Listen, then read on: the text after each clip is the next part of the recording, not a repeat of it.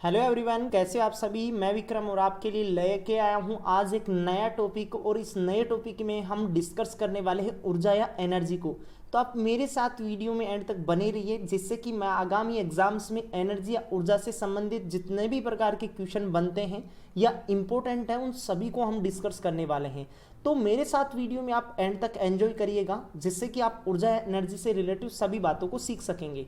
और दोस्तों आपको बता दूं, यदि टॉपिक से रिलेटिव यदि आपको पीडीएफ प्राप्त करनी हो तो पीडीएफ का लिंक आपको डिस्क्रिप्शन बॉक्स में मिल जाएगा। वहां से आप पीडीएफ को भी प्राप्त कर सकते हैं। आप हमारा टेलीग्राम चैनल भी ज्वाइन करें। टेलीग्राम का लिंक भी आपको डिस्क्रिप्शन बॉक्स में मिल जाएगा, क्योंकि टेलीग्राम पे रोजाना बहुत ही इंपॉर्टेंट क्यूज होती हैं, वहाँ पीडीएफ अवेलेबल होती हैं। तो उस टेलीग्राम चैनल को भी आप ज्वाइन करें। और प्रत्येक इस सीरीज के प्रत्येक टॉपिक है या प्रत्येक जो वीडियो उसको क्रम टू क्रम आप देखते चलें, जिससे कि जुड़ाव की चीज़ें आपको सभी बातें समझ में आ सकें। तो आज के इस लेक्चर में हम डिस्कस करने वाले हैं ऊर्जा या एनर्जी को। सबसे पहले मैं आपको बता दूं, एक मात्रक आता है ऊर्जा का, वो आपको परीक्षाओं में भी बहुत बार पूछा जा चुका है कि ऊर्जा या एनर्जी का मात्रक क्या होता है। तो जो ऊर्जा होती है, इस ऊर्जा का मात्रक क्या होता है? जूल। क्या होता है? जूल होता है। और देखो, जूल किस किस का मात्रक होता है? एक जूल कार्य का मात्रक भी होता है। किसका होता है? कार्य का मात्रक भी जूल होता है। ऊर्जा का मात्रक भी जूल होता है। रेलवे लास्ट टाइम जो रेलवे ग्रुप डी का जो पेपर लगा था, उस ग्रुप डी के पेपर में ये बात पूछी गई थी कि निम्न में से किन दो इकाइयों की एसआई यूनिट समान है। तो वहां ऑप्शन में हमारे को मिल रहा था कि कार्य की भी क्या होती है? जूल। और ऊर्जा, इस ऊर्जा की भी क्या होती है? जूल। इन दोनों की इकाई दोनों की क्या होती है? समान होती है। और ये आपको पूछा जाए क्या होती है, तो आप बता सकते हैं क्या होती है? जूल होती है। तो ये क्वेश्चन आपके लिए बहुत ही इंपॉर्टेंट क्वेश्चन है। अभी थोड़े दिनों पहले सीएचएसएल का पेपर लगा था, उस पेपर में यहाँ से क्वेश्चन पूछा गया था कि ऊर्जा की इकाई क्या होती है। तो वहां से हमें बताना था कि ऊर्जा की इकाई क्या होती है? जूल होती है। चलिए दोस्तों, तो अब हम प्रश्नों को डिस्कस करना स्टार्ट करते हैं। जैसा कि आपकी स्क्रीन पे 1 नंबर का क्वेश्चन दिखाई दे रहा होगा, वो ऊर्जा से रिलेटिव ही क्वेश्चन है। बहुत ही इंपॉर्टेंट क्वेश्चन है, इसमें बहुत सी बातें ऊर्जा की छुपी हुई हैं, तो वो हमें यहाँ से निकालनी है। सबसे पहली बात, हमारे को क्वेश्चन में पूछा गया है कि ऊर्जा संरक्षण का आशय क्या होता है। यानी कि आपने छोटी क्लासों में ऐसे पढ़ा होगा ऊर्जा संरक्षण का नियम। तो वही बात है इस 1 नंबर के क्वेश्चन में कि ऊर्जा संरक्षण का जो नियम है, इस नियम से हमें क्या निष्कर्ष निकाल सकते हैं, या क्या ऊर्जा संरक्षण का नियम क्या हमें बताता है। तो ऊर्जा संरक्षण के नियम के अनुसार हम जानते हैं कि सभी वस्तुओं में अपनी एक ऊर्जा होती है, और उस ऊर्जा को ना तो कभी हम नष्ट कर सकते हैं और ना ही कभी उसका सर्जन कर सकते हैं। सर्जन का मतलब होता है ना उसको पैदा किया जा सकता है। तो ऊर्जा संरक्षण के नियम के अनुसार किसी भी प्रकार की ऊर्जा को ना तो हम कभी नष्ट कर सकते हैं और ना ही उसका कभी सर्जन किया जा सकता। सिर्फ ऊर्जा एक रूप से दूसरे रूप में बदलती है ओनली। यही ऊर्जा का आशय होता है ऊर्जा संरक्षण का। नियम के अनुसार किसी भी ऊर्जा को हम ना तो नष्ट कर सकते हैं, ना ही हम उसे सर्जन कर सकते हैं। सिर्फ ऊर्जा को एक रूप से दूसरे रूप में बदल सकते हैं। तो यहां से हमारा सही जवाब क्या होता कि ऊर्जा का सर्जन और विनाश होता है? नहीं, ए ऑप्शन तो यहां से हम गलत करते। ऊर्जा का सर्जन हो सकता है, केवल ऊर्जा का सर्जन होता है? नहीं, ऊर्जा का सर्जन नहीं होता है। ऊर्जा को ना तो नष्ट कर सकते हैं, ना ही हम उसे कभी सर्जन कर सकते हैं। ऊर्जा का सर्जन नहीं हो सकता है, परंतु विनाश हो सकता है। यह भी हमारा गलत उत्तर होता। हमारा सही जवाब होता कौन सा? डी हमारा यहाँ से सही जवाब होता कि ऊर्जा को न तो कभी सर्जन हो सकता है, यानी कि ऊर्जा का ना तो कभी हम पैदा कर सकते हैं ऊर्जा को, और ना ही कभी ऊर्जा को विनाश कर सकते हैं। तो इसका मतलब क्या हो गया? ये जो बात कहने वाला है, जो नियम जो हमें बताता है, यही है ऊर्जा संरक्षण का नियम। ऊर्जा संरक्षण का नियम यदि आपको किसी ने पूछा तो आप बता सकते हैं कि ऊर्जा संरक्षण के नियम के अनुसार ना तो कभी ऊर्जा को हम सर्जन कर सकते हैं, ना ही उस ऊर्जा का विनाश कर सकते हैं। सिर्फ ऊर्जा को एक रूप से दूसरे रूप में बदला जा सकता है। सिर्फ ऊर्जा को एक रूप से दूसरे रूप में बदला जा सकता है ओनली। चलिए, तो इस क्वेश्चन का आप सही जवाब जान पाए होंगे। नेक्स्ट अगले क्वेश्चन की ओर बढ़ते हैं। हमारा अगला क्वेश्चन है, आपको स्क्रीन से दिखाई दे रहा है अगला क्वेश्चन, गतिज ऊर्जा को व्यक्त किया जाता है। अब देखो, सभी वस्तुओं में अपनी एक ऊर्जा होती है, और ऊर्जा के जो प्रकार होते हैं वो अलग अलग वस्तुओं में अपनी एक ऊर्जा होने के कारण ऊर्जा के प्रकार भी अनेक होते हैं। लेकिन जो यांत्रिक जो ऊर्जा होती है, इस यांत्रिक ऊर्जा के दो प्रकार होते हैं। कितने होते हैं? दो प्रकार होते हैं यांत्रिक ऊर्जा के। एक तो होती है कौन सी ऊर्जा? गतिज ऊर्जा। एक तो कौन सी ऊर्जा होती है? गतिज ऊर्जा होती है। और एक होती है कौन सी? स्थितिज ऊर्जा। कौन सी ऊर्जा होती है? स्थितिज ऊर्जा होती है। दोनों को डिस्कस करना स्टार्ट करते हैं हम यहाँ से। देखो, सबसे पहले बात, सभी वस्तुओं में अपनी एक ऊर्जा समाहित होती है, इस कारण ऊर्जा के अनेक प्रकार होते हैं। लेकिन जो यांत्रिक जो ऊर्जा आती है, ये यांत्रिक दो प्रकार की होती है। एक तो होती है गतिज ऊर्जा और एक होती है स्थितिज ऊर्जा। गतिज ऊर्जा किसे कहते हैं? किसी भी वस्तु में उसकी गति के कारण होने वाली जो ऊर्जा होती है, उस ऊर्जा को हम गतिज ऊर्जा कहते हैं। और किसी भी वस्तु में अपनी स्थिति के अनुसार जो ऊर्जा होती है, उस ऊर्जा को हम कहते हैं क्या? स्थितिज ऊर्जा। यानी कि किसी भी वस्तु में अपनी स्थिति के कारण जो ऊर्जा होती है, उस ऊर्जा को कहते हैं क्या? स्थितिज ऊर्जा। और किसी भी वस्तु में अपनी गति के कारण होने वाली ऊर्जा को कहते हैं क्या? गतिज ऊर्जा। गतिज ऊर्जा को व्यक्त करने का जो सूत्र आता है, यानी कि काइनेटिक एनर्जी, इंग्लिश में इसे काइनेटिक एनर्जी भी कहते हैं। काइनेटिक एनर्जी या गतिज ऊर्जा को व्यक्त करने का तरीका होता है, या जो सूत्र होता है, वो होता है 1/2 mv² होता है। यहाँ m उस वस्तु का द्रव्यमान होता है। क्या होता है? द्रव्यमान। और v वस्तु का क्या होता है? वेग होता है। लेकिन किसी भी वस्तु में अपनी स्थिति के कारण जो ऊर्जा हो रही थी, उस ऊर्जा को हम क्या कह रहे थे? स्थितिज ऊर्जा। और स्थितिज ऊर्जा को व्यक्त किया जाता है mgh से। mgh से। यहाँ m तो क्या होता है? द्रव्यमान होता है। g गुरुत्वीय त्वरण होता है, जो नियतांक होता है। और h क्या होता है? वस्तु की क्या होती है? ऊंचाई होती है। क्या होती है? ऊंचाई। तो आप यांत्रिक ऊर्जा के दो प्रकारों को पढ़ चुके हैं, गतिज ऊर्जा और स्थितिज ऊर्जा। गतिज ऊर्जा गति के कारण होती है, स्थितिज ऊर्जा अपनी एक स्थिति के कारण होती है। गतिज ऊर्जा को व्यक्त 1/2 mv² से करते हैं और स्थितिज ऊर्जा को mgh से व्यक्त किया जाता है। अब चलिए तो क्वेश्चन की ओर। अब क्वेश्चन में हमें बता रखा है कि गतिज ऊर्जा को किससे व्यक्त किया जाता है। गतिज ऊर्जा को किससे व्यक्त किया जाता है, ये आपने इसमें व्याख्या में पढ़ा होगा। किससे? 1/2 mv² से व्यक्त किया जाता है गतिज ऊर्जा को। दोस्तों, ये देखो, रेलवे ग्रुप डी में यहाँ से क्वेश्चन पूछा गया था, और आगामी जो ग्रुप डी की परीक्षा लगने वाली है, उसमें 100% ये कहा जा सकता है कि ऊर्जा से 1 प्रश्न पक्का पूछा जाएगा। और आपको ये जो क्वेश्चन मैं डिस्कस करवा रहा हूँ, ये जो सीरीज आपके लिए चालू कर रखी है, उसमें सभी टॉपिकों को हम 1 बाय 1 देखने वाले हैं। आपको क्रम टू क्रम उनको देखना है और टॉपिक के अनुसार ही लेके आने वाला हूँ। जैसे मैंने आज स्टार्ट किया है ऊर्जा, इससे पीछे हमने डिस्कस कर चुके हैं, जनकों से रिलेटिव बातें कर चुके हैं, विज्ञान की शाखाओं को डिस्कस कर चुके हैं। आज मैं आपके लिए ऊर्जा से रिलेटिव टॉपिक को लेके आया हूं। तो इस सीरीज में बहुत ही इंपॉर्टेंट टॉपिकों को हम डिस्कस करने वाले हैं, जो कि आगामी एग्जाम, जैसे रेलवे हो गई आपके लिए, जैसे रेलवे में ग्रुप डी हो गई, एनटीपीसी हो गई, एएलपी हो गई, एसएससी जीडी हो गई, एलडीसी हो गई, इनके लिए बहुत ही हेल्पफुल साबित होने वाले हैं। और साइंस, सामान्य विज्ञान से संबंधित यदि आपको नोट्स प्राप्त करने हो तो हमारे टेलीग्राम चैनल से जुड़ सकते हैं, या डिस्क्रिप्शन बॉक्स में एक लिंक दिया गया है पीडीएफ का, उस पीडीएफ से भी आप सामान्य विज्ञान के संपूर्ण नोट्स प्राप्त कर सकते हैं, जो कि आगामी एग्जाम्स के लिए आपके लिए रामबाण साबित होने वाले हैं। चलिए तो अगले क्वेश्चन की ओर बढ़ते हैं। हमारा जो अगला क्वेश्चन है वो आपके लिए स्क्रीन से आ चुका है और एक प्यारा सा जवाब हमें यहाँ से देना है। तो तीसरे नंबर का क्वेश्चन हमारे पास स्क्रीन से आ चुका है और हम इसे डिस्कस करना स्टार्ट करते हैं कि गिरते हुए नारियल में कौन सी ऊर्जा होती है। कुछ ही समय पहले मैंने आपको बताया था कि जो यांत्रिक ऊर्जा होती है, ये यांत्रिक ऊर्जा देखो दो प्रकार की होती है। एक तो कौन सी ऊर्जा होती है? गतिज ऊर्जा होती है। एक तो कौन सी? गतिज ऊर्जा होती है। और जो दूसरी ऊर्जा का प्रकार होता है वो होती है स्थितिज ऊर्जा। कौन सी ऊर्जा होती है? स्थितिज ऊर्जा होती है। अब दोनों की परिभाषा भी मैंने आपको डिस्कस करवाई थी कि किसी भी वस्तु में अपनी गति के कारण जो ऊर्जा होती है उसे हम गतिज ऊर्जा कहते हैं, और किसी भी वस्तु में अपनी एक स्थिति के कारण जो ऊर्जा होती है उसे कहते हैं स्थितिज ऊर्जा। गतिज ऊर्जा को व्यक्त किया जाता है 1/2 mv² से और स्थितिज ऊर्जा को व्यक्त किया जाता है mgh से। किसी वस्तु में कार्य करने की क्षमता यदि उसकी गति के कारण होती है तो उसे हम गतिज ऊर्जा कहते हैं। और जैसे गतिज ऊर्जा की उदाहरण ले सकते हैं, ऊंचाई से गिरती हुई वस्तु, कोई भी ऊंचाई से गिरती हुई वस्तु होती है उसमें गतिज ऊर्जा होती है।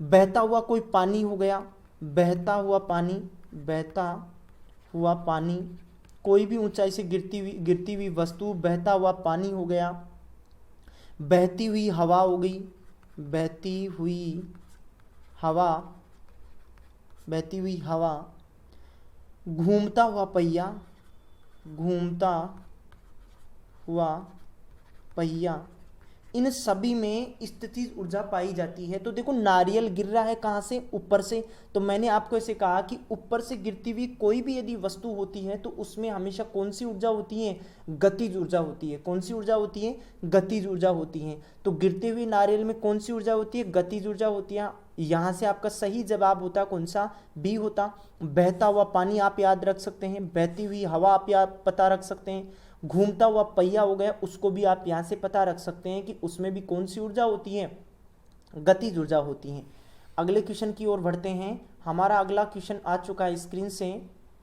निम्न में से किस युक्ति में विद्युत ऊर्जा को यांत्रिक ऊर्जा में बदला जाता है। जो क्वेश्चन हमारे पास दिया गया है वो है कि निम्न में से कौन सी ऐसी युक्ति है जो विद्युत ऊर्जा को यांत्रिक ऊर्जा में बदला जा सकता है। देखो कुछ समय पहले मैंने आपको ऐसे बताया था कि ऊर्जा संरक्षण का नियम, ऊर्जा संरक्षण का नियम, ऊर्जा संरक्षण के नियम के अनुसार क्या हो रहा था कि ऊर्जा को ना तो कभी नष्ट कर सकते हैं और ना ही हम उस ऊर्जा का कभी क्या कर सकते हैं, सर्जन कर सकते हैं। ऊर्जा को सिर्फ एक रूप से दूसरे रूप में क्या किया जा सकता है, बदला जा सकता है। तो बदलने की यूनिट ही हमें यहाँ से पूछी गई है।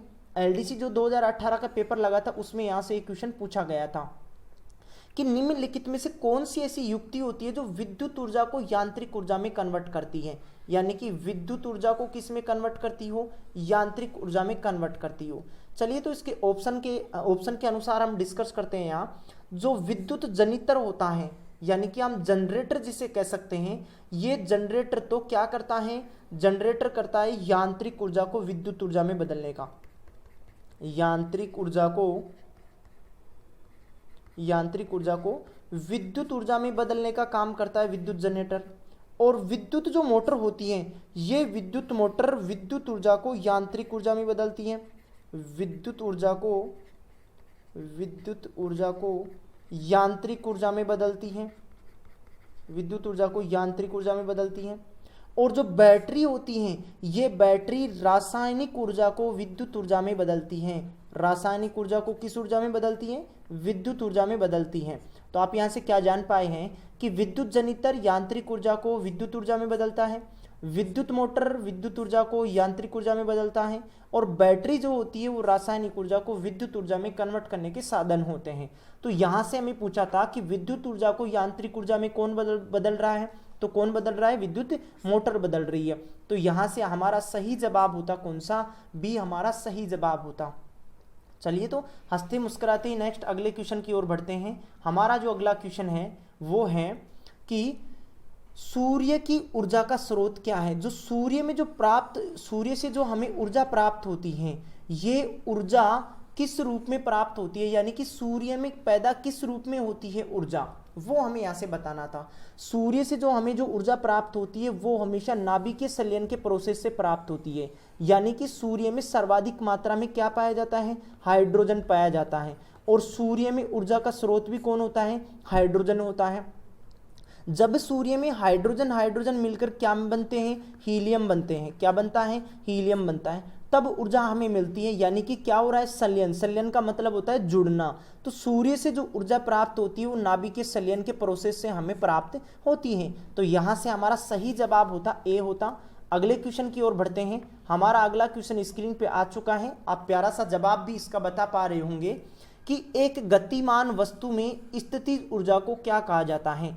अब देखो, अभी हमने, यदि आप मेरे साथ लेक्चर में शुरू से बने हुए होंगे तो हमने डिस्कस किया था कि जो यांत्रिक ऊर्जा होती है, जो पोटेंशियल एनर्जी होती है, ये पोटेंशियल एनर्जी दो प्रकार की होती है। कितने प्रकार की, दो प्रकार की होती है। एक तो होती है कौन सी, गतिज ऊर्जा, एक तो होती है कौन सी, गतिज ऊर्जा, और एक वस्तु की स्थिति के कारण ऊर्जा होती है। गति के कारण जो ऊर्जा होती है उसे हम क्या कहते हैं, गतिज ऊर्जा कहते हैं। क्या कहते हैं, गतिज ऊर्जा कहते हैं। किसी भी वस्तु में अपनी गति के कारण होने वाली ऊर्जा को गतिज ऊर्जा कहते हैं। और किसी भी वस्तु में अपनी स्थिति के कारण जो ऊर्जा होती है उसको हम कहते हैं क्या, स्थितिज ऊर्जा कहते हैं। तो क्वेश्चन में क्या पूछा गया है दोबारा देखिएगा। एक गतिमान वस्तु में स्थित ऊर्जा को कहा जाता है। एक गतिमान वस्तु में कौन सी ऊर्जा स्थित होती है, कौन सी ऊर्जा स्थित होती है, गतिज ऊर्जा। और लेकिन यदि हमारे को स्थिति के बारे में पूछा कि किसी भी वस्तु में अपनी स्थिति के कारण पूछता क्वेश्चन में, तो हमें बताना था क्या, स्थितिज ऊर्जा। लेकिन यहाँ पूछा क्या, गति के कारण, किसी भी वस्तु में अपनी गति के कारण जो स्थित ऊर्जा होती है उस ऊर्जा को कहते हैं कौन सी ऊर्जा, गतिज ऊर्जा कहते हैं। तो यहाँ से हमारा सही जवाब होता कौन सा, ए हमारा सही जवाब होता। और गतिज ऊर्जा को मेंशन करने का तरीका क्या होता है, 1/2 mv²। m यहाँ क्या होता है, द्रव्यमान, v यहाँ क्या होता है, वेग होता है। चलिए तो अगले क्वेश्चन की ओर बढ़ते हैं। वीडियो को लाइक और शेयर भी कर दें, कमेंट में थोड़ा कम ध्यान दें, तो आप थोड़ा पढ़ाई पे ज़्यादा दें यहाँ, क्योंकि हमारा टारगेट यहाँ पढ़ाई है। प्रकाश संश्लेषण के दौरान पौधे कौन सी ऊर्जा का उपयोग करते हैं। जो प्रकाश संश्लेषण, फोटोसिंथेसिस की जो क्रिया होती है, इस प्रकाश संश्लेषण की क्रिया में कौन सी ऊर्जा का उपयोग किया जाता है। चलिए तो प्रकाश संश्लेषण से रिलेटिव अन्य बातों को भी हम यहाँ से डिस्कस करते हैं। देखो, पौधा अपना भोजन जिस क्रिया के द्वारा बनाता है, तो वो क्रिया होती है कौन सी, प्रकाश संश्लेषण की, प्रकाश संश्लेषण क्रिया। प्रकाश संश्लेषण की क्रिया के द्वारा पौधा अपना क्या बनाता है, भोजन बनाता है। और पौधा प्रकाश संश्लेषण की क्रिया के दौरान कौन सी गैस का उपयोग करता है, CO2 गैस का उपयोग करता है। यदि प्रकाश संश्लेषण की क्रिया में यदि आपको घटक पूछा जाए कि प्रकाश संश्लेषण की क्रिया में कौन कौन से घटकों का उपयोग किया जाता है, तो CO2 का उपयोग किया जाता है। और किसका किया जाता है, जल का उपयोग किया जाता है। और किसका उपयोग किया जाता है, एक होता है पौधे में पाए जाने वाला पिगमेंट जिसे हम क्या कहते हैं, हरित लवक कहते हैं। और एक और होता है जिसे हम क्या कहते हैं, सूर्य का प्रकाश, सूर्य का प्रकाश। यानी कि प्रकाश संश्लेषण की क्रिया के लिए हमारे पास ये 4 घटक होने आवश्यक होते हैं, जिसके कारण ही पौधा प्रकाश संश्लेषण की क्रिया कर पाता है। CO2 जिसे कार्बन डाइऑक्साइड कहते हैं, एक होता है जल, एक होता है हरित लवक और एक होता है सूर्य का प्रकाश। लेकिन देखो, सूर्य का प्रकाश जो ग्रहण कर रहा है, यानी कि सूर्य से जो प्राप्त करता है पौधा सूर्य का प्रकाश, वो कौन सी ऊर्जा का उपयोग करता है। और जो हमें सूर्य से जो ऊर्जा प्राप्त होती है ना, उसे हम कहते हैं कौन सी ऊर्जा, सौर ऊर्जा कहते हैं। कौन सी ऊर्जा कहते हैं, सौर ऊर्जा कहते हैं। तो यहां से हमारा सही जवाब होता कौन सा, डी यहां से सही जवाब होता। और प्रकाश संश्लेषण से रिलेटिव अन्य बातों को भी यहाँ से आप सीख पाए होंगे, क्योंकि ग्रुप डी में बहुत से पेपरों में ये बातें पूछी गई हैं कि प्रकाश संश्लेषण की क्रिया के दौरान कौन कौन से घटकों की आवश्यकता होती है। तो कौन कौन से घटकों की आवश्यकता होती है, CO2 हो गया, H2 हो गया, हरित लवक हो गया और सूर्य का प्रकाश हो गया। चलिए तो अगले क्वेश्चन की ओर बढ़ते हैं। हमारा अगला क्वेश्चन स्क्रीन से आ चुका है। चलिए तो डिस्कस करते हैं 8वें नंबर के क्वेश्चन को। सूर्य द्वारा उत्सर्जित हानिकारक विकिरण कौन सी होती हैं। जो सूर्य होता है, इस सूर्य से हानिकारक जो विकिरणें आती हैं, उन विकिरणों को कहते हैं पराबैंगनी विकिरण। कौन सी विकिरण कहते हैं, पराबैंगनी विकिरण। और ये पराबैंगनी किरणें या पराबैंगनी जो विकिरणें होती हैं, इनको रोकने का काम वायुमंडल में एक आच्छादित परत होती है जिसे हम ओजोन परत कहते हैं, ओजोन लेयर कहते हैं।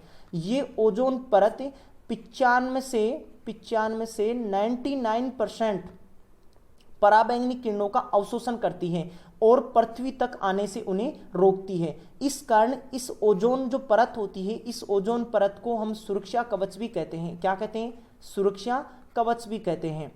और ओजोन जो गैस होती है या ओजोन जो परत होती है, इस परत में होते हैं कितने, 3 होते हैं। कितने परमाणु होते हैं, 3 परमाणु होते हैं। तो सूर्य से जो आने वाली जो पराबैंगनी जो किरणें होती हैं, उनको रोकने का काम कौन करती है, ओजोन करती है। और ओजोन को इसी कारण सुरक्षा कवच कहते हैं, क्योंकि हमारी त्वचा के जैसे ही पराबैंगनी किरणें संपर्क में आती हैं या तो अन्य जीवों के संपर्क में आती हैं या तो वहां क्या करती है, रोग पैदा करने लग जाती हैं। त्वचा की जो कोशिकाएं होती हैं उनको नष्ट करने लगती हैं। इस कारण पराबैंगनी किरणों को रोकने का काम कौन सी परत करती है, ओजोन परत करती है। और ओजोन परत की मोटाई को मापने की जो इकाई आती है, उस इकाई को कहते हैं हम क्या, डोप्सन यूनिट। कौन सी यूनिट कहते हैं, डोप्सन यूनिट। इस यूनिट के द्वारा ओजोन परत की मोटाई को मापा जाता है। तो यहां से हमारा सही जवाब क्या होता कि सूर्य द्वारा उत्सर्जित हानिकारक विकिरण कौन सी होती हैं, पराबैंगनी विकिरणें होती हैं, और इससे जुड़ी हुई सभी बातों को भी आप समझ पाए होंगे। अगले क्वेश्चन की ओर बढ़ते हैं। हमारा अगला क्वेश्चन है, किसी निश्चित ऊंचाई पर उठे हुए पानी में कौन सी ऊर्जा होती है? किसी निश्चित ऊंचाई पर उठा हुआ जो पानी होता है, इस पानी में कौन सी ऊर्जा होती है? किसी निश्चित ऊंचाई के बारे में कह रखा है, मतलब स्थिति के बारे में कह रखा है कि स्थिति के कारण कौन सी ऊर्जा है। ऊंचाई में मतलब एच आ रहा है, एच आ रहा है, तो एच कौन सी ऊर्जा में आ रहा था? देखो गतिज ऊर्जा में तो 1/2 mv² आ रहा था, तो एच का तो उसमें कोई संबंध ही नहीं था, तो गतिज ऊर्जा तो यहाँ ऑप्शन से पहले ही कर चुका था। विद्युत ऊर्जा होती नहीं है, रासायनिक ऊर्जा बैटरी में होती है, उसमें नहीं होती है। तो हमारा सही जवाब होता क्या यहाँ से? डी यहाँ से सही जवाब होता कि किसी भी वस्तु में अपनी ऊंचाई के कारण, यानी कि जो उठा हुआ ऊंचाई के कारण जो पानी हो गया, उस पानी में कौन सी ऊर्जा होगी? स्थितिज ऊर्जा होगी। और स्थितिज ऊर्जा को मेंशन किससे किया जाता है? mgs से। m क्या होता है? किसी वस्तु का द्रव्यमान होता है। g गुरुत्वीय त्वरण होता है, जो नियतांक होता है। h यहाँ क्या होती है? उसकी ऊंचाई होती है। और दोस्तों आपको बता दूं, किसी भी वस्तु की जैसे जैसे आप ऊंचाई बढ़ते हो, जैसे मान लो ये a कारक है, ये यहाँ b कारक है, ये b कारक है यहाँ, और ये यहाँ c कारक है। तो आप मेरे को ये बताओ कमेंट बॉक्स में कि इसमें ये जो तीनों वस्तुएं a b c, इनमें से किस में स्थितिज ऊर्जा सबसे अधिक है? ये ऊंचाई के आधार पे तीनों मेंशन की गई है यहाँ कि a वस्तु एक तो एक b है और एक c है। इन तीनों वस्तुओं में कौन सी वस्तु में स्थितिज ऊर्जा सबसे अधिक है? कमेंट बॉक्स में लिखे देखिए जल्दी से। चलिए तो, और वीडियो को लाइक शेयर करने में कंजूसी ना करें, क्योंकि ये जो कार्य किया जा रहा है वो आप ही के लिए किया जा रहा है। हमारा यदि आपको पसंद आए तो लाइक शेयर कर सकते हैं आप। चलिए तो बताइएगा। देखें, जो C है उस C वस्तु की ऊंचाई है ना, बाकी वस्तु दो जो है उनसे क्या है? अधिक है। तो किसी भी वस्तु में जितनी अधिक ऊंचाई होगी उसमें स्थितिज ऊर्जा भी उतनी ही ज्यादा होगी। आप इस चीज को नोट करें यहाँ से कि किसी भी वस्तु में जैसे जैसे ऊंचाई बढ़ाते हैं उसकी स्थितिज ऊर्जा उतनी ही ज्यादा होती चली जाती है।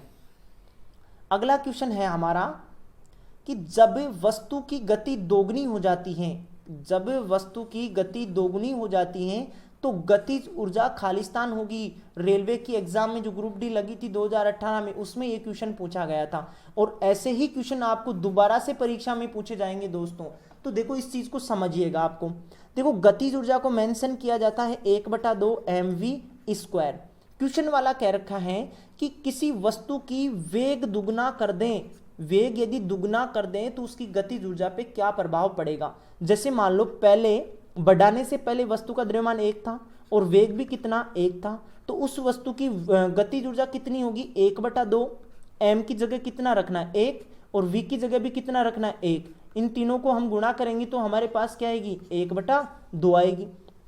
ठीक है, लेकिन यदि हम उस वस्तु का वेग क्या कर दें? दुगना कर दें। वेग यदि दुगना कर दें, यानी कि अब द्रव्यमान कितना है? 1, और v कितना है? 1/2 नहीं, v कितना है? यहाँ दुगना हो गया। अब वेग कितना हो गया? यहाँ से वेग हो चुका है दुगना, वेग दुगना हो चुका है। तो अब देखें यहाँ से आप, तो अब हमें 1/2 इंटू वस्तु का द्रव्यमान कितना है? 1, और वेग कितना है? v की जगह हमें v की जगह क्या रखना है? यहाँ से हमें 2 रखना है, यहाँ से तो 2 को रखें। लेकिन यहाँ ध्यान रखने की योग्य बात है कि देखो सूत्र में v² आ रहा है, तो यहाँ भी हमें v² ही करना है, यानी कि 2 का स्क्वायर करना है। 2 का कितना करना है? स्क्वायर करना है। तो नीचे लिखता हूं मैं इसको 1/2 इंटू 1 इंटू 2 का स्क्वायर। आप ऐसे भी लिख सकते हो 2 इंटू 2।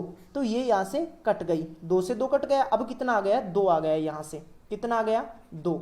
तो यदि वस्तु की गति यदि हम दोगुनी करते हैं तो यहाँ से 1/2 को, अब देखो आप यहाँ से 1/2 को यदि आप 2 में परिवर्तन करना चाहते हो तो कितना गुणा करना पड़ेगा? 4 गुणा करना पड़ेगा। कितना गुणा करना पड़ेगा? 4 गुणा। तो वस्तु की गतिज ऊर्जा कितनी हो जाएगी? 4 गुनी हो जाएगी। या आप यहाँ डायरेक्ट भी पता रख सकते हैं कि गतिज ऊर्जा को यदि दुगनी कर रहा है तो यहाँ स्क्वायर का संबंध होता है, तो स्क्वायर के संबंध के कारण उसकी गतिज ऊर्जा भी कितनी हो जाएगी? स्क्वायर गुणी हो जाएगी। यहाँ यदि 2 गुनी कर रहा है तो स्क्वायर गुणी 2 का स्क्वायर कितना होता है? 4। तो यहाँ से हमारा सही जवाब होता कितना? 4 गुणी की उस वस्तु की गतिज ऊर्जा कितनी हो जाएगी? 4 गुणी हो जाएगी। चलिए तो नेक्स्ट अगले क्वेश्चन की ओर बढ़ते हैं। हमारा अगला क्वेश्चन आ चुका है स्क्रीन से कि जब किसी तीर को उसके धनुष से छोड़ा जाता है तो उसकी ऊर्जा रूपांतरित होती है। जब किसी धनुष से हम तीर को छोड़ते हैं तो उस तीर में कौन सी ऊर्जा किस रूप में परिवर्तित होती है। देखो कभी आपको क्वेश्चन नहीं आए ना तो आप उसके ऑप्शन को काट दिया करो। देखो विद्युत ऊर्जा, धनुष में कब से विद्युत ऊर्जा आने लग गई, ए ऑप्शन यहाँ से गलत होता। धनुष में कब से ऊष्मा उत्पन्न होने लग गई, सी ऑप्शन भी यहाँ से कटस हो गया। अब हमारे को बताना था या तो बी हमारा सही जवाब होता या हमारा डी सही जवाब होता। तो देखो जो धनुष था उस धनुष में पहले अपनी स्थिति, यानी कि जब उस धनुष को हम पीछे खींचते हैं, किसी भी धनुष को हम पीछे की तरफ खींचते हैं तो उसकी स्थिति में परिवर्तन होता है और इसी स्थिति में परिवर्तन होने के कारण जो इससे तीर निकलेगा वो किस में परिवर्तित होगी, गतिज ऊर्जा में परिवर्तित होगा वो तीर। तो हमारी जो धनुष से हम किसी भी तीर को छोड़ते हैं तो जो ऊर्जा रूपांतरित होती है वो कौन सी में होती है, स्थितिज ऊर्जा से गतिज ऊर्जा में रूपांतरित होती है। तो यहाँ से हमारा सही जवाब और प्यारा सा जवाब होता कौन सा, डी हमारा यहाँ से सही जवाब होता। चलिए तो अगले क्वेश्चन की ओर बढ़ते हैं। हमारा अगला क्वेश्चन स्क्रीन पे आ चुका है और हमें यहाँ से सही कथन बताना था 12वें नंबर के क्वेश्चन में। हाँ तो 12वें नंबर के क्वेश्चन में हमें यहाँ से सही कथन को बताना था। चलिए तो यहाँ दो कथन, दो स्टेटमेंट दिए हुए हैं तो इन दोनों कथनों को हम पढ़ते हैं कि कौन सा सही है और कौन सा गलत है। कथन ए में हमें दिया गया है कि जब किसी वस्तु को ऊपर की ओर फेंका जाता है तो किसी भी स्थिति में उसकी गति चाहे वह ऊपर जा रहा हो और चाहे वह नीचे की ओर आ रही हो अथवा नीचे की ओर आ रही हो, उसमें हमेशा एक समान ही होती है। तो ये कथन तो देखो इसका सही है। कोई भी वस्तु यदि हम उसको ऊपर की ओर फेंकते हैं तो किसी भी स्थिति में उसकी गति चाहे वो ऊपर की ओर जा रही हो अथवा वो नीचे की ओर आ रही हो, उसकी हमेशा क्या होती है, समान होती है गति।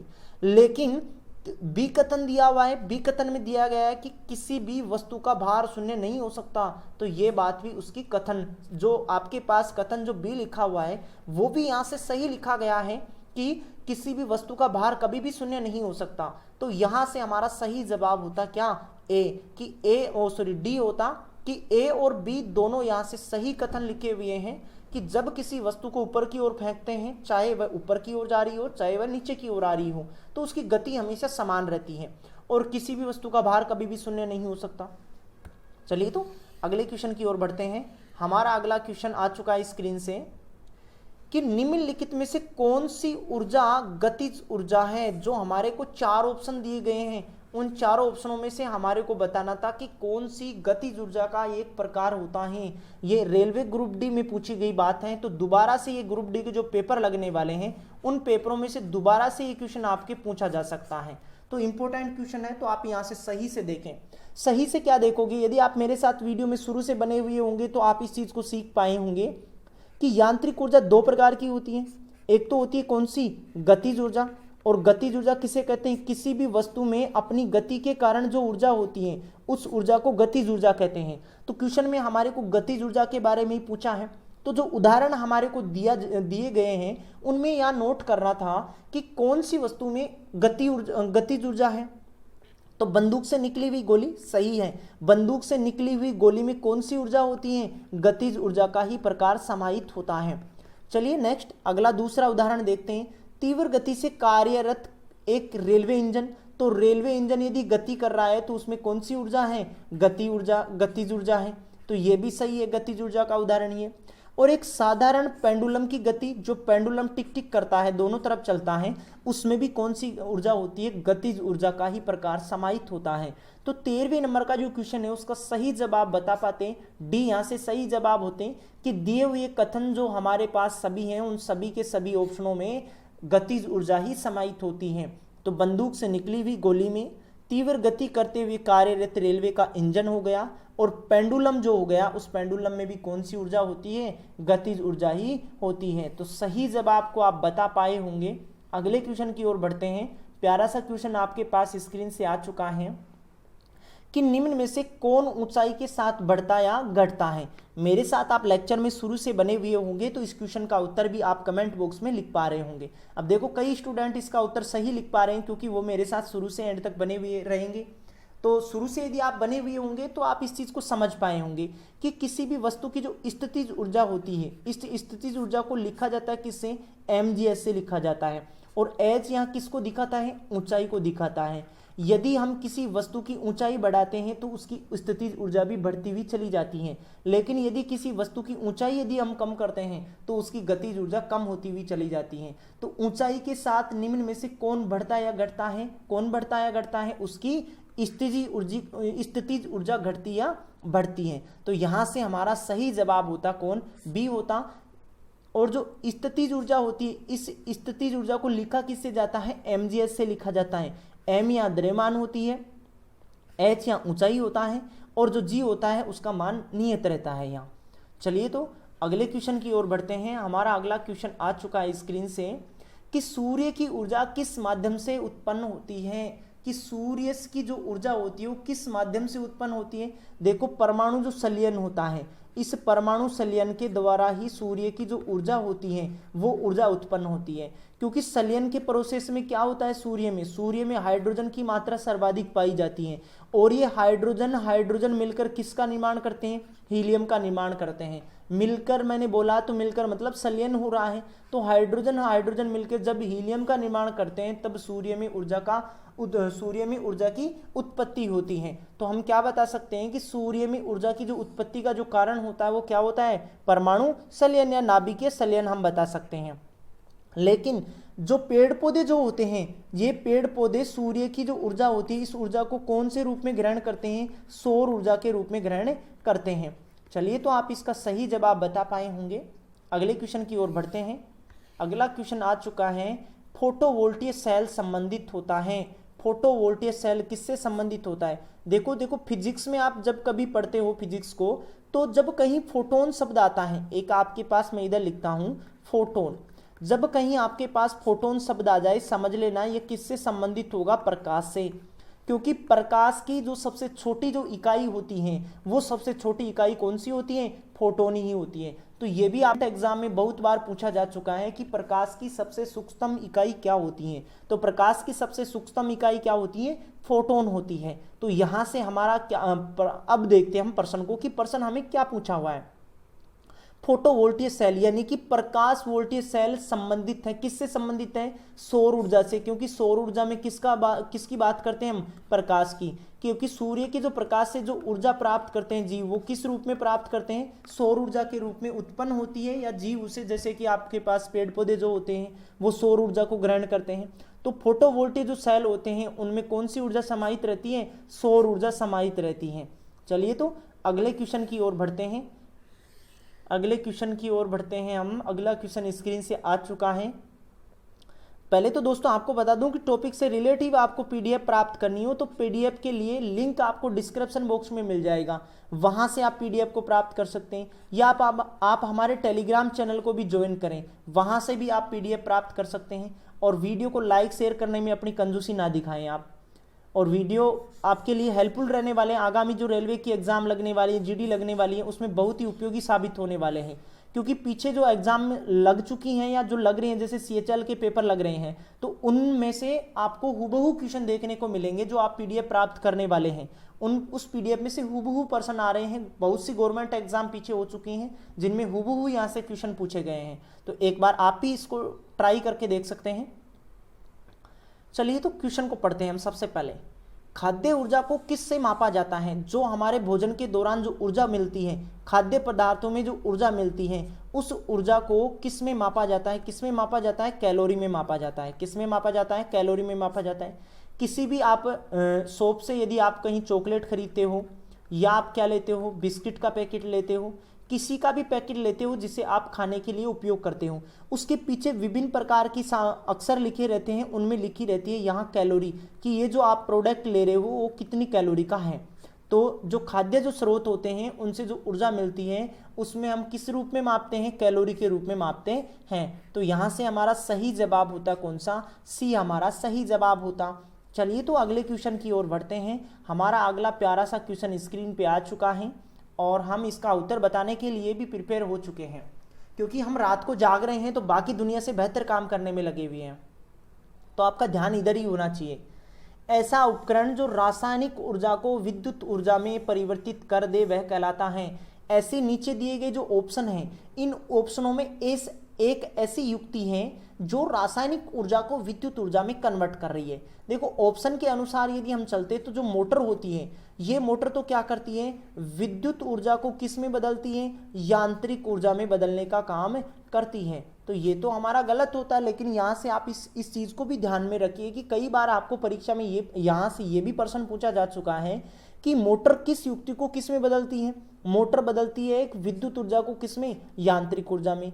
जो जनरेटर होता है, ये जनरेटर यांत्रिक ऊर्जा को किस में कन्वर्ट करता है, विद्युत ऊर्जा में कन्वर्ट करता है। किस में कन्वर्ट करता है, विद्युत ऊर्जा में कन्वर्ट करता है। लेकिन जो डी ऑप्शन में आपके पास जो बैटरी लिखी हुई है या बैटरा लिखा हुआ है, ये बैटरा या बैटरी क्या करती है, रासायनिक जो ऊर्जा होती है, इस रासायनिक ऊर्जा को विद्युत ऊर्जा में बदलने का काम करती है, विद्युत ऊर्जा में बदलती है। तो क्वेश्चन में भी हमें यही बात पूछी गई है कि ऐसा कौन सा उपकरण है जो रासायनिक ऊर्जा को विद्युत ऊर्जा में कन्वर्ट करता है, ऐसा कौन सा युक्ति है। तो यहां से आप सीख पाए होंगे कि बैटरी होती है जो रासायनिक ऊर्जा को किस में कन्वर्ट करती है, विद्युत ऊर्जा में कन्वर्ट करती है। तो यहां से हमारा सही जवाब होता डी, यहां से हमारा सही जवाब होता।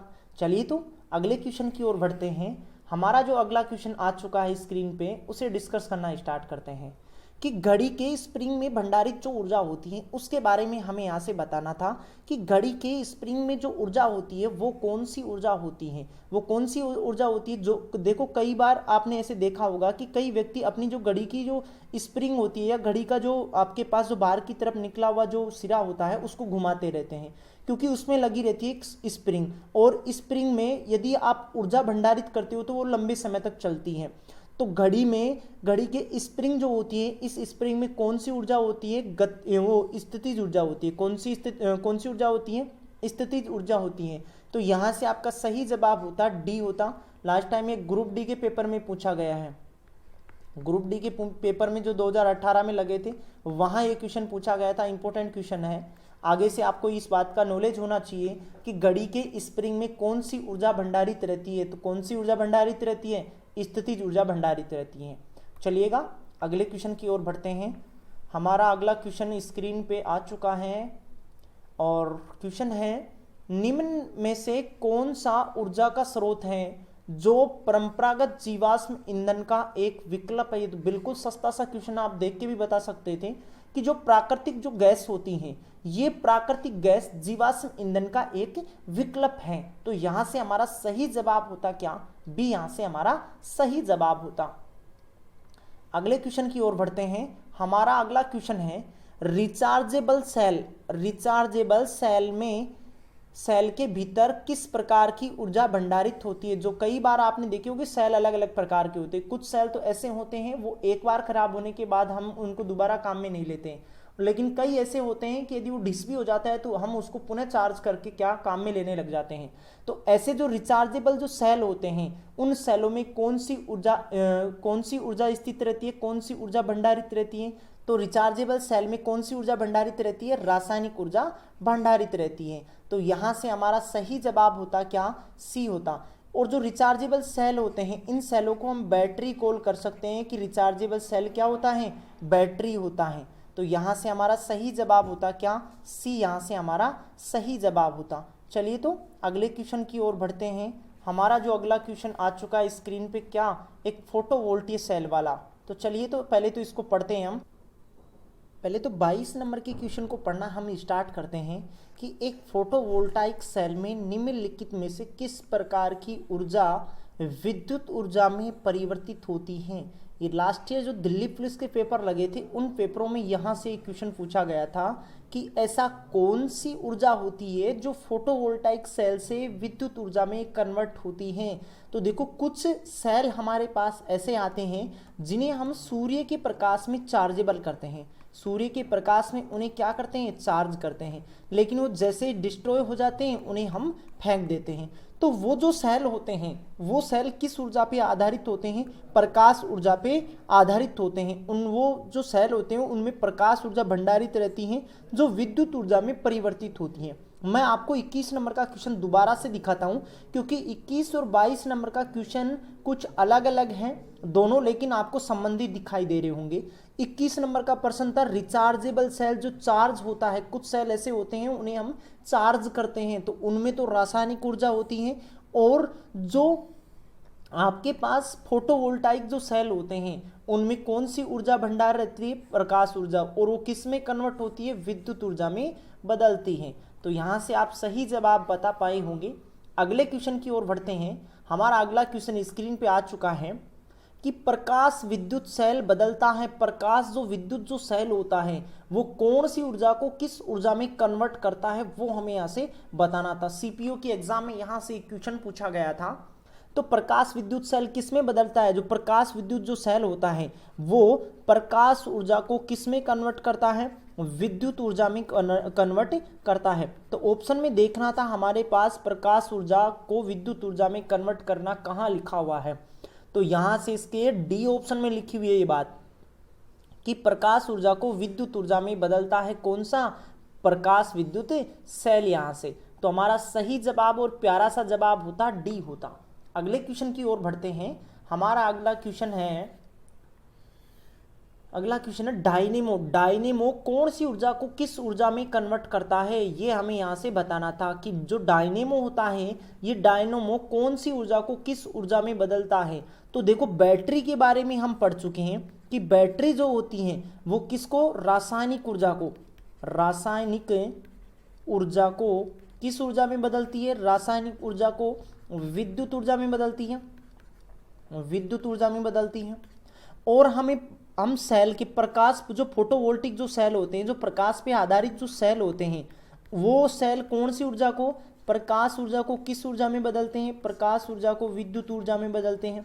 लेकिन जो डायनेमो जो होता है ये डायनेमो किसको कन्वर्ट करता है, यांत्रिक ऊर्जा को विद्युत ऊर्जा में बदलने का काम करता है। यानी कि क्या करता है, यांत्रिक ऊर्जा को विद्युत ऊर्जा में। यानी कि हमारा सही जवाब यहाँ से क्या होता, सी यहाँ से हमारा सही जवाब होता। तो आप बैटरी के बारे में भी यहाँ से जान पाए होंगे और प्रकाश या फोटोवोल्टिक सेल के बारे में भी आप यहाँ से सीख पाए होंगे। अगले क्वेश्चन की ओर बढ़ते हैं। अगले क्वेश्चन की ओर बढ़ने से पहले मैं आपको बता दूं, वीडियो को दोस्तों आप लाइक शेयर करें, जिससे कि मेरे को भी आपसे एनर्जी मिलती है और आपको मेरे से एनर्जी मिलती है। अगले क्वेश्चन को डिस्कस करने से पहले मैं बता दूं आपको कि आप वीडियो को लाइक और शेयर भी करें। आप शेयर करके अपने अन्य फ्रेंड्स को भी यहाँ से जोड़ सकते हैं, क्योंकि आगामी एग्जाम्स के लिए बहुत ही इंपॉर्टेंट सीरीज ये चालू है, उसमें आपको हुबहू क्वेश्चन देखने को मिलेंगे, तो आप इसको मिस ना करें। टरबाइन व डायनेमो से बिजली प्राप्त करने में किस ऊर्जा को विद्युत ऊर्जा में बदला जाता है। हमने इससे पीछे के क्वेश्चन में डिस्कस किया है कि जो डायनेमो होता है ये डायनेमो अपनी जो कौन सी ऊर्जा होती है, यांत्रिक ऊर्जा होती है, अपनी जो यांत्रिक ऊर्जा होती है उस ऊर्जा को किस ऊर्जा में कन्वर्ट करता है, विद्युत ऊर्जा में बदलने का काम करता है। जबकि बैटरी किस में कन्वर्ट करती है, बैटरी अपनी जो रासायनिक जो ऊर्जा होती है इस रासायनिक ऊर्जा को विद्युत ऊर्जा में बदलती है। तो आप यहाँ से सीख पाए होंगे। अब देखो आपको जो ऑप्शन दिए गए हैं उनमें आप ऑप्शनों में आप नोटिस कर पा रहे होंगे कि किसी भी ऑप्शन में आपको यहाँ से यांत्रिक नहीं लिखा हुआ है। तो देखो आपको यहाँ मैकेनिकल लिखा हुआ है, तो आपका यहाँ से सही जवाब होता मैकेनिक ऊर्जा। यानी कि जो मैकेनिक जो ऊर्जा है ये आपका यहाँ से सही जवाब होता, क्योंकि जो यांत्रिक होती है इस यांत्रिक को ही हम कहते हैं क्या, मैकेनिकल एनर्जी कहते हैं। तो 25 नंबर का आपका सही जवाब होता सी, यहाँ से सही जवाब होता। चलिए तो हंसते मुस्कुराते ही नेक्स्ट अगले क्वेश्चन की ओर बढ़ते हैं कि विद्युत ऊर्जा को यांत्रिक ऊर्जा में बदलने वाली जो युक्ति होती है उस युक्ति को क्या कहते हैं, उस युक्ति के बारे में हमें यहाँ से बताना था। तो 26 नंबर का क्वेश्चन आपको स्क्रीन से आप पढ़ पाए होंगे कि विद्युत ऊर्जा को यांत्रिक ऊर्जा में बदलने वाली जो युक्ति होती है उस युक्ति को हम क्या कहते हैं। तो अभी हमने पढ़ चुके हैं इससे पीछे के क्वेश्चन में कि यांत्रिक ऊर्जा को विद्युत ऊर्जा में कन्वर्ट करने वाली जो युक्ति होती है उस युक्ति को हम क्या कहते हैं, डायनेमो कहते हैं। तो यहाँ से आपका सही जवाब होता ए, यहाँ से आपका सही जवाब होता। चलिए तो अगले क्वेश्चन को डिस्कस करना स्टार्ट करते हैं। हमारा जो अगला क्वेश्चन है वो है कि ऐसा उपकरण जो रासायनिक ऊर्जा को विद्युत ऊर्जा में परिवर्तित कर देता है उसे हम क्या कहते हैं। तो आप मेरे साथ लेक्चर में शुरू से बने हुए होंगे, तो मैं आपको शुरू में ही बताया था कि जो बैटरी होती है ये बैटरी विद्युत ऊर्जा को किस ऊर्जा में कन्वर्ट करती है, जो बैटरी होती हैं ये बैटरी अपनी जो रासायनिक जो ऊर्जा होती है इस रासायनिक ऊर्जा को किस ऊर्जा में कन्वर्ट करती हैं, विद्युत ऊर्जा में बदलने का काम करती हैं। तो यहाँ से आप सही जवाब अपना बता सकते थे कि रासायनिक ऊर्जा को विद्युत ऊर्जा में कन्वर्ट करने के लिए जो युक्ति होती है वो कौन सी होती है, बैटरी होती है। जबकि जो मोटर होती है ये मोटर विद्युत ऊर्जा को किस में कन्वर्ट करती है, विद्युत ऊर्जा को यांत्रिक ऊर्जा में कन्वर्ट करती है।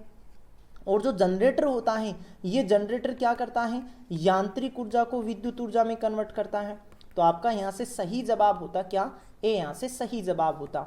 चलिए तो अगले क्वेश्चन की ओर बढ़ते हैं। हमारा जो अगला क्वेश्चन है, सितारों में अक्षय ऊर्जा के स्रोत का कारण क्या है। सितारे जो या तारे जो होते हैं, हमने देखो पीछे के क्वेश्चन में ऐसे डिस्कस किया होगा, सूर्य और तारे में ऊर्जा का जो स्रोत होता है वो क्या होता है। तो 28 नंबर की क्वेश्चन को आप यहाँ से पढ़ पा रहे होंगे कि सूर्य में अक्षय ऊर्जा का जो स्रोत का जो कारण होता है वो हमें यहाँ से बताना था। तो देखो पीछे के लेक्चर में आपने ऐसे पढ़ा होगा, पीछे के क्वेश्चन में भी हम डिस्कस कर चुके हैं कि सूर्य और जो तारे में ऊर्जा का जो स्रोत होता है वो स्रोत क्या होता है, नाभिकीय संलयन का जो प्रोसेस होता है। इस नाभिकीय संलयन के प्रोसेस से क्या करते हैं, जो सूर्य जो और जो तारे होते हैं उसमें ऊर्जा उत्पन्न होती है। एक तो हमें यहाँ से प्रश्न में नोट करना होगा कि नाभिकीय संलयन, और ये नाभिकीय संलयन किसका होता है, इसमें हाइड्रोजन और हाइड्रोजन जब मिलते हैं तो किसका निर्माण करते हैं, हीलियम का निर्माण करते हैं। तो हाइड्रोजन का हीलियम में परिवर्तित होना सूर्य और तारे में अक्षय ऊर्जा के स्रोत का कारण बनता है। तो यहाँ से आपका सही जवाब होता ए होता। चलिए अगले क्वेश्चन की ओर बढ़ते हैं। हमारा अगला क्वेश्चन है, सूर्य से उत्पन्न ऊर्जा का स्रोत क्या है। देखो हम पीछे के क्वेश्चन में भी इसी प्रकार की बातों को हम पढ़े थे कि सूर्य से ऊर्जा जो उत्पन्न होती है वो कौन से प्रोसेस के कारण होती है, नाभिकीय संलयन के प्रोसेस से होती है। तो आपका 29 का जवाब होता बी, यहाँ से सही जवाब होता। चलिए तो आज की सीरीज के लास्ट क्वेश्चन की ओर बढ़ चुके हैं हम। लास्ट का जो क्वेश्चन आपको स्क्रीन से दिखाई दे रहा है वो है कि एक कृत्रिम उपग्रह में विद्युत ऊर्जा का स्रोत क्या होता है। जो कृत्रिम उपग्रह जो सैटेलाइट छोड़े जाते हैं उन सैटेलाइट में ऊर्जा का स्रोत कौन सा होता है, वो होता है सौर ऊर्जा पे आधारित काम किए जाते हैं। यानी कि जो हमारे जो कृत्रिम जितने भी उपग्रह होते हैं उनमें जो विद्युत ऊर्जा का जो स्रोत होता है वो क्या होते हैं, उसमें सौर सेल लगे हुए होते हैं और उन्हीं सौर सेलों के माध्यम से उनमें ऊर्जा उत्पन्न होती है। लास्ट ईयर ये ग्रुप डी के पेपर में यहाँ से क्वेश्चन पूछा गया था, इंपॉर्टेंट क्वेश्चन है। आगामी एग्जाम्स में भी, जैसे आगामी रेलवे की एग्जाम लगने वाली है तो उनमें ये क्वेश्चन दोबारा से पूछा जा सकता है। तो आपका यहाँ से सही जवाब होता क्या, ए होता। और हमारा यदि आपको पसंद आए तो वीडियो को लाइक शेयर भी कर सकते हैं आप। और यदि आप टॉपिक से रिलेटिव पीडीएफ प्राप्त करना चाहते हैं तो आपको डिस्क्रिप्शन बॉक्स में पीडीएफ का लिंक दिया गया है, वहाँ से आप पीडीएफ को भी प्राप्त कर सकते हैं। और कल फिर मुलाकात होगी इस सीरीज के अगले वीडियो में। तब तक आप खुश रहिएगा, अपना ख्याल रखिएगा। धन्यवाद।